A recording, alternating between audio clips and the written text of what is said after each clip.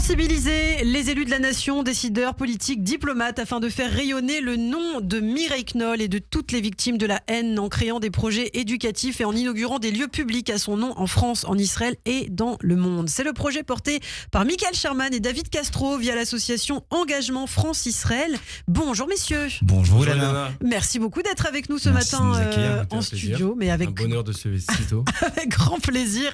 Alors Michael, vous êtes le président de cette association. Qu'est-ce qui vous a donné d'abord envie, et je vais poser la même question à David ensuite, de vous engager?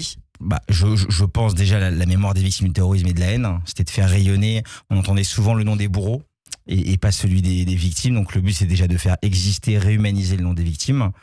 Et puis cet engagement entre la France et Israël, ça a démarré aussi il y a 7 ans avec l'assassinat antisémite de Madame Mireille Knoll. Et quand les frères, les fils de Mireille Knoll sont venus, m'ont sollicité, c'était évident de dire oui. Et après, il fallait trouver du temps bénévole et comment coordonner. Et vous avez créé beaucoup de projets, évidemment, avec eux plus tard. Le but, c'est de les accompagner auprès des pouvoirs publics. Ils voulaient en fait que ce que je fasse au départ pour les forces de l'ordre et les armées, qu'on adapte ces cérémonies un peu patriotiques ou du moins de mémoire pour la mémoire de leur maman. Et on avait pu notamment, vous l'aviez dit, inaugurer l'allée Mireille Knoll à Paris, l'allée Mireille Knoll à Marseille, au village olympique des médias.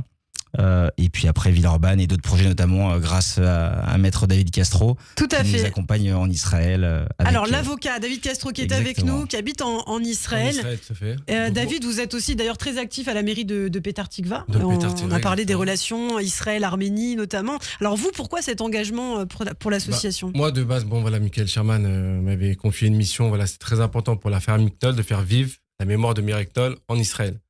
C'est très important aussi cette idée aussi de partager justement cette mémoire en Israël et de travailler sur des projets éducatifs en Israël et de montrer aussi, parce que parfois on ne s'en rend pas compte, qu'il y a de l'antisémitisme en dehors de l'État d'Israël, et cet aspect aussi de parler de l'antisémitisme en dehors de l'État d'Israël, de montrer aussi aux citoyens, parce que parfois quand on arrive en Israël, on a l'impression que nous en tant que Français, on arrive après la guerre. Ouais. Et en fait, et parfois ça peut nous étonner, mais on ne se rend pas compte qu'il y a beaucoup de gens, dont Mireille Knoll, qui ont été victimes de l'antisémitisme, aussi parfois par antisionisme et lié au conflit israélo-palestinien. Et il y a beaucoup de gens, notamment depuis qu'on a fait la place Mireille Knoll à Petah Tikva, qui s'arrêtent et qui regardent, qui observent, qui découvrent un peu, qui sont sensibilisés. Et de montrer que nous aussi, en dehors de l'État d'Israël, on vit cet antisémitisme et on vit aussi ce conflit israélo-palestinien. Et c'est important pour nous de diffuser auprès des Israéliens la mémoire des victimes et de sensibiliser autour de... Alors, l'éducation, c'est évidemment le nerf de la guerre. Vous avez créé un prix éducatif, justement, en hommage à Mireille Knoll. Alors, de quoi s'agit-il exactement? Alors, le but, en fait, c'était de faire rayonner en France, en Israël, des projets éducatifs pour lutter contre toutes les haines. Le symbole de Madame Mireille Knoll, c'est un peu un symbole qui a échappé à la famille, qui nous a échappé, nous, en tant que militants et entrepreneurs sociaux. C'est-à-dire qu'on a eu dans le monde entier, pas qu'en France, des cérémonies où des militants associatifs, des présidents d'associations faisaient et organisaient depuis l'assassinat des hommages à Madame Mireille Knoll. Et on s'est rendu compte en fait que par le prisme de Madame Mireille Knoll, on pouvait combattre toutes les haines. Moi, comme j'étais élève au lycée français de Jérusalem il y a un peu plus de 15 ans, ça vous rajeunit pas. Voilà, c'est un peu dur, mais voilà. Et c'est vrai que quand vous montez un projet social, ce qui est dur, c'est de trouver des chefs d'établissement qui vont s'impliquer dans un projet. Pourquoi ? Parce que des chefs d'établissement, eux, leur mission, c'est que leurs élèves aient le bac. Oui. Ou au collège, qu'ils aient le brevet. Mais faire de l'éducation informelle et faire des projets éducatifs, parfois, c'est pas la priorité. Donc, la facilité en tant qu'entrepreneur social, avec David, c'est de passer par notre réseau. Donc, comme mes anciens profs au lycée français de Jérusalem avaient gardé plutôt une image correcte de moi, on va dire que c'était plus facile de passer, parce qu'on a essayé beaucoup de chefs d'établissement. Ouais. Mais beaucoup les chefs d'établissement, c'était écoutez, nous, c'est pas notre priorité, c'est super ce que vous faites, mais voilà. C'est bien d'allier en fait la France et Israël. D'ailleurs, vous avez le soutien de l'ambassade de France en Israël. Exactement, grâce à Éric Danon à l'époque, qui nous a suivis depuis l'assassinat, depuis le Quai d'Orsay. Notamment, on avait fait les 5 ans à la résidence de l'ambassadeur avec David, et puis on avait fait notamment le jardin Mireille Knoll, puisque les petites filles de Mireille Knoll habitent en Israël. Et avait fui l'antisémitisme 15 ans avant. Il faut rappeler le nom de Mathieu Clouvel-Gervaisseau, qui est vraiment une personne extraordinaire, le consul qui nous a suivis sur les 2 ambassadeurs. C'est ça qu'on a beaucoup aimé, c'est qu'on a vraiment trouvé de l'humanisme chez le consul, chez l'ambassadeur. On remercie Georges Jenner aussi, qui était exceptionnel, et Thierry Peltro, qui nous a fait l'honneur de représenter l'ambassade. Et ça, pour nous, c'est important parce qu'on veut vraiment que ça sorte du côté associatif.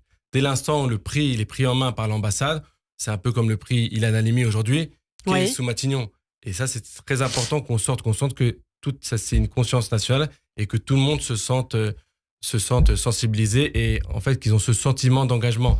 Et on a eu beaucoup de chance aussi d'avoir Nathalie Nagar qui était présidente du jury. Alors justement, on va en parler. Alors ce prix éducatif, d'abord, ce qu'il faut dire, c'est que ce sont les élèves de des deux écoles francophones donc, qui ont été conviés à travailler sur un projet commun et qui ont été ensuite sélectionnés, en fait, c'est ça, hein. Exactement. En fait, ce qui est dur dans un projet de ce type, c'est, je vous le disais, de mobiliser le corps professoral. Ouais. Et on a pu, au collège franco-israélien notamment, grâce à Ruth Ben-Sfihan et Marilyn Waknin, avoir des élèves en fait, qui se sont surpassés, où c'était très compliqué de déterminer.